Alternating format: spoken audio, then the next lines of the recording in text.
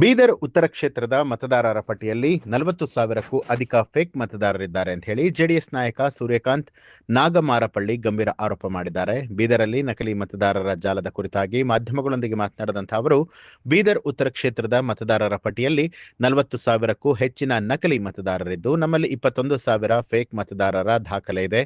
ನಕಲಿ ಮತದಾರರ ಹೆಸರು, ವಿಳಾಸ ಮತ್ತು ಎಪಿಕ್ ಸಂಖ್ಯೆಯೊಂದಿಗೆ ಚುನಾವಣಾ ಆಯೋಗಕ್ಕೆ ದೂರು ಸಲ್ಲಿಕೆಯನ್ನ ಮಾಡಲಾಗಿದ್ದು, ಈ ಪ್ರಕರಣದಲ್ಲಿ ಉನ್ನತ ಮಟ್ಟದ ತನಿಖೆಗೆ ಆಗ್ರಹಿಸಿದ್ದೇವೆ. ಈ ಅಕ್ರಮದಲ್ಲಿ ಕೆಲ ರಾಜಕಾರಣಿಗಳು ಹಾಗೂ ಅಧಿಕಾರಿಗಳ ಕೈವಾಡದ ಶಂಕೆಯಿಂದ ಕಳೆದ ಚುನಾವಣೆಯ ಫಲಿತಾಂಶದ ಮೇಲೆ ಅನುಮಾನ ಇದ್ದು, ಮತದಾರರ ಪಟ್ಟಿಯನ್ನ ಚುನಾವಣಾ ಆಯೋಗ ಸಂಪೂರ್ಣವಾಗಿ ಪರಿಶೀಲನೆ ಮಾಡಬೇಕು ಅಂತ ಹೇಳಿ ಅವರು ತಿಳಿಸಿದ್ದಾರೆ.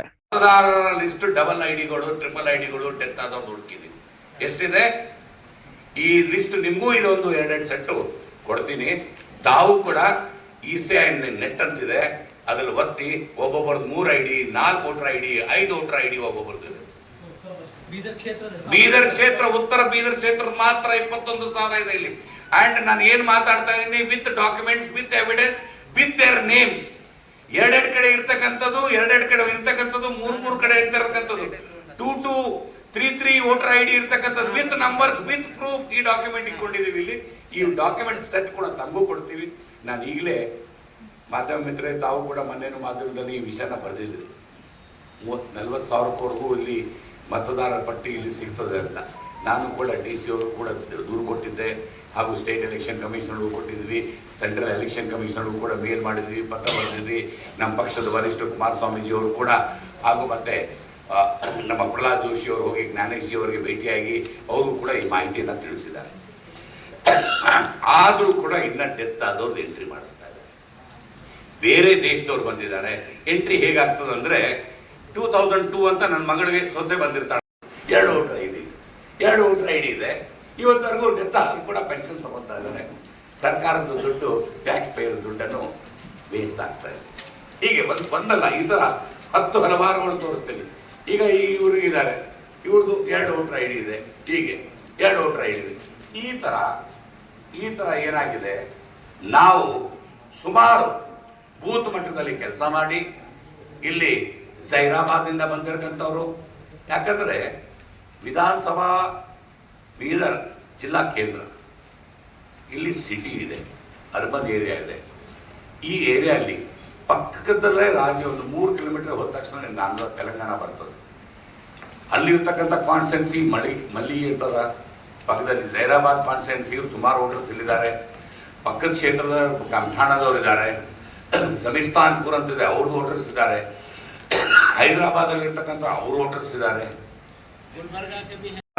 ಮಾತ್ರ ಅಲ್ಲಿ ಆಗ್ತಕ್ಕಂಥದ್ದು. ಇದರಲ್ಲಿ ಸಿಸ್ಟಮ್ ಅಲ್ಲಿ ಪಾರ್ಟ್ ಅಂಡ್ ಪಾರ್ಸಲ್ ಇದ್ದಾರೆ. ಅದರಲ್ಲಿ ಕೆಲವು ಲೀಡರ್ ಇನ್ವಾಲ್ವ್ ಇದ್ದಾರೆ. ಇದರಲ್ಲಿ ನಮ್ಮ ಸೋಲ್ಗೆ ಇದೇ ಕಾರಣ. ಇಲ್ಲಾಂದ್ರೆ ಹೇಗೆ? ಇಲ್ಲೇ ನೋಡಿ, 21,000 ಜನ ವೋಟ್ ಹಾಕಿದಾರಲ್ಲ.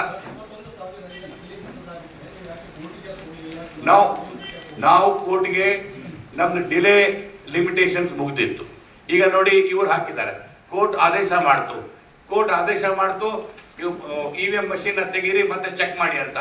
ಆಮೇಲೆ ಅವ್ರದೆಲ್ಲ ಡೆತ್ ಸರ್ಟಿಫಿಕೇಟ್ ಆದ ತಕ್ಷಣ ಹೌದು ತೀರೋಗಿದ್ದಾರೆ ಅಂತ ಕೋರ್ಟ್ ತೀರ್ಮಾನ ಮಾಡ್ತು. ಆದ್ರೆ ಕೋರ್ಟ್ ಏನ್ ಆರ್ಡರ್ ಕೊಡ್ತು, ನಿಮ್ಮ ಲಿಮಿಟೇಷನ್ ಪೀರಿಯಡ್ಗೆ ಮುಂಚೆ ನೀವು ಕೋರ್ಟಲ್ಲಿ ದಾಖಲೆ ಮಾಡಲಿಲ್ಲ, ಅದಕ್ಕಾಗಿ ನಿಮ್ಗೆ ಕೊಡಕ್ ಬರಲ್ಲ. ಬಟ್ ಆಕ್ಚುಲಿ ಇವ್ರು ತೀರೋಗಿದ್ದಾರೆ ಅಂತ ಸರ್ಟಿಫೈಡ್ ಕಾಪಿನ ಹಚ್ಚಿದ್ದಾರೆ. ಆದ್ರೆ ಅವ್ರು ಅವತ್ತು ಮಾತ್ರ ಜೀವಂತ ಮಂದಿ ಓಟ್ ಹಾಕಿದ್ದಾರೆ. ಹೇಗೆ ಓಟ್ ಹಾಕಿದ್ರು ಅಂತ ನಮ್ಮ ಪ್ರಶ್ನೆ. ಹೀಗೆ 21,000 ಇಲ್ಲಿ ನನ್ನ ಕೈಯಲ್ಲಿ ಸಿಕ್ಕಿರ್ತಕ್ಕಂಥದ್ದು. ನಾವು ನಮ್ಮ ಕಾರ್ಯಕರ್ತರೆಲ್ಲ, ನಮ್ಮ JDS ಪಕ್ಷದ ಕಾರ್ಯಕರ್ತರೆಲ್ಲ ಸೇರಿ ನಾವು 21,000 ಹಿಡಿದಿದ್ದೀವಿ. ಸುಮಾರು ಇತರ 40,000 ಮತದಾರರಿದ್ದಾರೆ. ಹೈದರಾಬಾದ್ ಅಲ್ಲಿ ಇಲ್ಲಿ ಬೇರೆ ಬೇರೆ ರಾಜ್ಯದಿಂದ ಬಂದಿರತಕ್ಕಂಥವ್ರು ವೋಟರ್ ID ಮಾಡ್ಕೊಂಡಿದ್ದಾರೆ, ಆಧಾರ್ ಮಾಡ್ಕೊಂಡಿದ್ದಾರೆ, ಎಲ್ಲ ದಾಖಲಾತಿಗಳು ಮಾಡ್ಕೊಂಡಿದ್ದಾರೆ. ಆದ್ರೂ ಕೂಡ ಆಧಾರ್ ಅನ್ನೋದು ಕಡ್ಡಾಯವಾದ್ರೆ ಇನ್ನಿಷ್ಟು ವೋಟ್ಗಳು ಸಿಗ್ತದೆ. ಈಗ ನನ್ನ ಕೈಯಲ್ಲಿ 21,000, ನಿಮ್ದು ಕಾಪಿಗಳು ಕೊಡ್ತೀನಿ ತಮ್ಗೆ. ತಾವು ಯಾವುದೇ ಒಂದು ನಂಬರ್ ಒತ್ತಿ, ಈ ವೋಟರ್ ID ಎಪಿಕ್ ನಂಬರ್ ಅಂತೀವಿ ಅದಕ್ಕೆ, ಈ ವೋಟರ್ ID ನಂಬರ್ ಒತ್ತಿ, ಈ ವೋಟರ್ ID ನಂಬರ್ ಒತ್ತಿ, ಡಬಲ್ ಟ್ರಿಪಲ್ 20,000 ಇದೆ. ಒಂದಲ್ಲ ಎರಡಲ್ಲ. ಇಂಥ ಚುನಾವಣೆ ಆದ್ರೆ ಹೇಗೆ ನಿಮ್ಗೆ ಒಂದು ಒಳ್ಳೆ ಕ್ಯಾಂಡಿಡೇಟ್ ಸಿಗ್ತಾರೆ, ಒಂದು ಒಳ್ಳೆ ರಾಜಕಾರಣ ಆಗ್ತದೆ? ಪ್ರಜಾಪ್ರಭುತ್ವ ಈ ದೇಶದಲ್ಲಿ ಹೇಗೆ ಉಳಿತದೆ? ಪ್ರಜಾಪ್ರಭುತ್ವ ಈ ದೇಶದಲ್ಲಿ ಡೆಮೋಕ್ರಸಿ ಇರಬೇಕು, ಕ್ಲೀನ್ ಫೇರ್ ಎಲೆಕ್ಷನ್ ಆಗಬೇಕು ಅಂತಂದ್ರೆ ಇದೆಲ್ಲ ಶುದ್ಧೀಕರಣ ಆಗ್ಬೇಕು. ಈ ಶುದ್ಧೀಕರಣ ಆಗ್ಬೇಕಂದ್ರೆ ಮೇನ್ ಕಡ್ಡಾಯವಾಗಿ ಆಧಾರ ಮಾಡಬೇಕು. ಆಧಾರ ಎಲ್ಲಿವರೆಗೂ ಲಿಂಕ್ ಮಾಡೋದಿಲ್ಲೋ ಅಲ್ಲಿವರೆಗೂ ಇದು ಇನ್ನ ಹೀಗೆ ನಡೀತಾ ಇರ್ತದೆ. ಅದು ಆಧಾರ್ ಕೂಡ ಡೂಪ್ಲಿಕೇಟ್ ಮಾಡ್ತಾರೆ ಅಂತ ನಮಗೂ ತಿಳಿದು ಬಂದಿದೆ. ಆಮೇಲೆ ಡೆತ್ ಬೇರೆ ಬೇರೆ ನೆರೆ ದೇಶದವರು ಕೂಡ ಕೆಲವರು ವೋಟರ್ಸ್ ಇಲ್ಲಿದ್ದಾರೆ ಅಂತ ನಮಗೆ ಮಾಹಿತಿ ಬಂದಿದೆ. ನೆರೆ ದೇಶದವರು ಅಸ್ಸಾಂ ಪಕ್ಕದಲ್ಲಿರ್ತಕ್ಕಂಥ ಬಾಂಗ್ಲಾದೇಶ ಆಗ್ಲಿ ಅಲ್ಲಿನವರು ಕೂಡ ಇಲ್ಲಿ ಬಂದು ವಾಸ ಮಾಡ್ತಾ ಇದ್ದಾರೆ. ಇಲ್ಲಿ ವೋಟರ್ ID ಮಾಡ್ಕೊಂಡಿದ್ದಾರೆ, ಆಧಾರ್ ಮಾಡ್ಕೊಂಡಿದ್ದಾರೆ. ಆಮೇಲೆ ಅವ್ರ ಹೆಸರು ಕೂಡ ಎಂಟ್ರಿ ಮಾಡಿ ಇಲ್ಲಿ ಪಕ್ಕದಲ್ಲಿ ಎಪಿಕ್ ನಂಬರ್ ಇದೆ. ಏನ್ ಎಪಿಕ್ ನಂಬರ್ ಇದೆ? 2298 ಅಂತ ಎಪಿಕ್ ನಂಬರ್ ಇದೆ. ಅವ್ರ ಹೆಸರು ಮೊಹಮ್ಮದ್ ಉಮಾನ್ ಖಾನ್ ಅಂತ, ಕೆಳಗಡೆ ತಂದೆ ಹೆಸರು ನಾಸೀರ್ ಖಾನ್ ಅಂತ. ಇದರಲ್ಲಿ ಕೋಟ್ ಹಾಕೊಂಡಿಲ್ಲ, ಇನ್ನೊಂದು ಪಕ್ಕದಲ್ಲಿ ಕೋಟ್ ಹಾಕೊಂಡಿದ್ದಾರೆ. ಇಲ್ಲಿ ಇಲ್ಲೊಂದು ವೋಟರ್ ID ಇದೆ, ಇಲ್ಲೊಂದು ವೋಟರ್ ID ಇದೆ. ಮನುಷ್ಯ ಒಬ್ಬರೇ ಇದ್ದಾರೆ. ಇಲ್ಲಿ ವೋಟರ್ ID ನಂಬರ್ ಇದೆ 9815 ಅಂತ ನೀವು ನೋಡ್ಬೋದು. ಇದು ಕೂಡ ನಿಮ್ಗೊಂದು ಕಾಪಿ ಕೊಡ್ತಾ ಇದ್ದೀನಿ, ತಾವು ನೋಡ್ಬೋದು. ಇದು ಒಂದು ಎಕ್ಸಾಂಪಲ್ ಕೊಟ್ಟೆ. ಇವ್ರಿಗೆ ತಾವು ನೋಡ್ತಾ ಇದ್ದೀರಾ, ಇವ್ರು ಪುರುಷನ ಏನಿರ್ಬೋದು ಒಂದು ಅಂದಾಜಲ್ಲಿ ಇವ್ರ ಹೆಸರು ವೋಟರ್ ಲಿಸ್ಟ್ ಇಂದ ನಾವೇ ಜನತಾದಳ ಪಕ್ಷದವರು ನಮ್ಮ ಕಾರ್ಯಕರ್ತರೆಲ್ಲ ನಾವೆಲ್ಲ ಕಲ್ತಿ ಚೆಕ್ ಮಾಡ್ಬೇಕಾದಾಗ ಇವ್ರ ಹೆಸರು ಏನು ಬಂತು ಅಂದ್ರೆ ಜಗದೇವಿ ಅಂತ. ಇವ್ರ ಹೆಸರು ಏನಿದೆ ದಯವಿಟ್ಟು ಕ್ಯಾಮ್ರಾದವರೆಲ್ಲ ತೋರಿಸ್ಬೇಕಿದ್ರು, ಜಗದೇವಿ ಅಂತ ಇದೆ ಇವ್ರು ಜಗದೇವಿ. ನೋಡಿ ಜಗದೇವಿ ಹೇಗೆ ಕಾಣಿಸ್ತದೆ, ಇವ್ರು ವೋಟರ್ ಲಿಸ್ಟ್ ಅಲ್ಲಿ ಹೆಸರು, ಇವ್ರು ಜಗದೇವಿ ಅಂತ. ಹೇಗೆ ಬಂತು ಇವ್ರದ್ದು ಜಗದೇವಿ ಅಂತ? ಹಾಗೆ